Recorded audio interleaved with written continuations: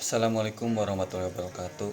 Perkenalkan, nama saya Abianda Bacinesa dengan NPM 23.1204. Izin mempresentasikan tentang perbandingan mekanisme penuntutan pidana antara sistem civil law dan common law untuk ujian tengah semester. Izin saya memulai presentasi pada kali ini. Dimulai dari latar belakang. Setiap negara memiliki sistem hukum yang berbeda dalam menegakkan keadilan pidana. Dua sistem hukum besar yang berpengaruh di dunia adalah civil law dan common law.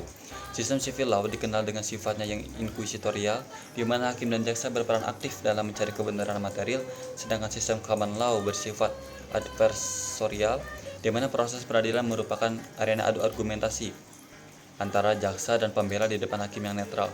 Perbedaan ini tidak hanya mempengaruhi jalannya proses peradilan, tetapi juga berdampak pada efisiensi, independensi jaksa, serta penerapan prinsip due process of law dan presumption of innocence. Rumusan masalah. Rumusan masalahnya itu ada 3. Yang pertama itu bagaimana peran jaksa dalam sistem inquisitorial civil law dan adversarial common law. Yang kedua, bagaimana independensi dan diskresi jaksa penuntut umum diterapkan dalam kedua sistem. Yang nomor 3, bagaimana pengaruh dua process of law dan presumption of innocence terhadap keadilan dan efisiensi proses pidana. Untuk tujuan penelitiannya itu yang pertama menganalisis perbedaan peran jaksa dalam kedua sistem hukum, yang kedua menjelaskan tingkat independensi dan ruang diskresi jaksa penuntut umum atau JPU. Yang ketiga, mengkaji pengaruh dua proses dan presumption of innocence terhadap keadilan dan efisiensi penegakan hukum. Lanjut ke pembahasan. Yang pertama itu peran jaksa dalam civil law dan common law. Dalam sistem civil law, jaksa merupakan bagian dari struktur kehakiman dan berperan aktif sejak tahap penyidikan hingga pelaksanaan putusan. Tujuannya bukan hanya untuk membuktikan kesalahan terdakwa, tetapi juga untuk mencari kebenaran material.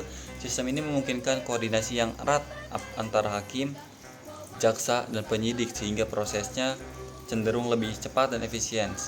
Namun, kedekatan tersebut kadang menimbulkan risiko bias dalam penilaian fakta.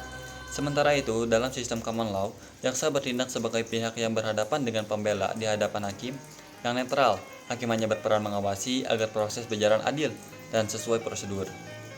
Kebenaran dicapai melalui adu argumentasi dan pembuktian terbuka di pengadilan. Meskipun prosesnya lebih panjang, sistem ini memberikan perlindungan yang lebih besar terhadap hak-hak terdakwa. Yang selanjutnya adalah independensi dan diskresi jaksa. Independensi jaksa merupakan elemen penting dalam menjaga integritas hukum dalam sistem civil law. Jaksa biasanya berada di bawah Menteri Kehakiman sehingga rawan terhadap intervensi administratif atau politik. Sebaliknya, dalam sistem common law, jaksa memiliki posisi yang lebih independen dan bertanggung jawab langsung kepada publik serta supremasi hukum. Selain itu, diskresi penuntutan juga membedakan kedua sistem. Pada civil law, jaksa wajib menuntut semua perkara yang memenuhi unsur delik sehingga ruang diskresi sangat terbatas, sementara dalam common law, jaksa memiliki kewenangan lebih besar untuk menilai apakah suatu perkara layak dilanjutkan atau tidak demi efisiensi dan kepentingan publik. Perbedaan ini menunjukkan bahwa sistem common law cenderung lebih fleksibel, sedangkan civil law menekankan keseragaman dan kepastian hukum. Selanjutnya adalah prinsip due process dan presumption of innocence. Dua prinsip penting dalam hukum pidana modern adalah due process of law dan presumption of innocence. Prinsip due process menuntut agar setiap tindakan hukum dilakukan secara adil, sah, dan transparan, serta memberi kesempatan setara kepada terdakwa untuk membela diri. Prinsip presumption of innocence menjamin bahwa setiap orang dianggap tidak bersalah sampai terbukti bersalah di pengadilan. Dalam sistem common law, kedua prinsip ini dijadikan dengan sangat ketat karena seluruh beban pembuktian berada di pihak penuntut. Sedangkan dalam sistem common law, civil law, penerapannya sering kali melemah karena jaksa dan hakim berperan aktif mencari bukti. Keduanya berpengaruh terhadap efisiensi proses hukum. Semakin ketat penerapan dua proses, semakin lama prosesnya. Sebaliknya, bila terlalu fokus pada efisiensi, hak-hak terdakwa bisa terabaikan. Kesimpulan. Dari pembahasan tersebut dapat disimpulkan bahwa perbedaan mekanisme penuntutan antara sistem civil law dan common law berpengaruh besar terhadap keadilan dan efisiensi peradilan. Civil law unggul dalam efisiensi karena koordinasi antar lembaga yang kuat, tetapi seringkali mengorbankan independensi dan perlindungan hak terdakwa. Common law lebih menjamin keadilan prosedural dan hak asasi manusia, meski prosesnya cenderung panjang dan kompleks. Sistem hukum modern idealnya menggabungkan keunggulan keduanya, efisiensi civil law dan keadilan prosedural common law. bagi Indonesia penting untuk memperkuat independensi jaksa, memperjelas batas diskresi penuntutan, serta memastikan prinsip due process of law dan presumption of innocence diterapkan secara konsisten agar penegakan hukum berjalan adil sekaligus efektif.